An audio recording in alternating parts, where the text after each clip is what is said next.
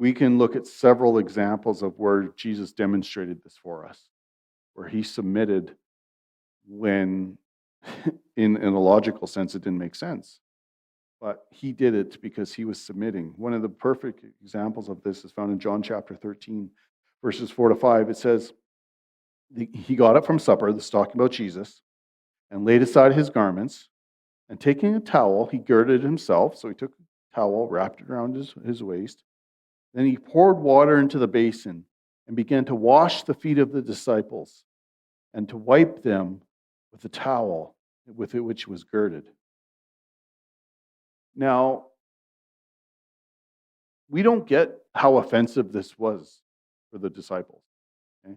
We don't understand this. We're like, oh yeah, Jesus washed his feet. I've heard that story 100 times. Yeah, that's the way it was.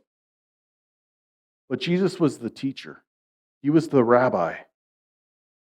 And foot washing was the job of the lowest slave.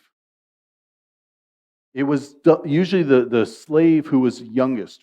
Most often the ones who would wash the feet of your guest would be a young girl slave, right? If she was like 12 or 13 years old, she was kind of like the lowest position, and she was given the position of washing people's feet, because washing people's feet was considered to be a menial task, right?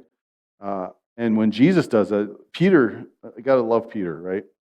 In verse 13, verse 8, he says, "Never shall you wash my feet." Okay? So Peter stands up to Jesus and says, "Jesus, you're not going to wash my feet. Not going to happen." And Jesus' response to him, it says, "If I do not wash you, you have no part of me." So basically, Jesus is saying, Peter, if you don't let me wash your feet, you have nothing to do with me. Think of that for a moment. Think about this level of servanthood that Jesus displayed. He took on the role of a servant. He took on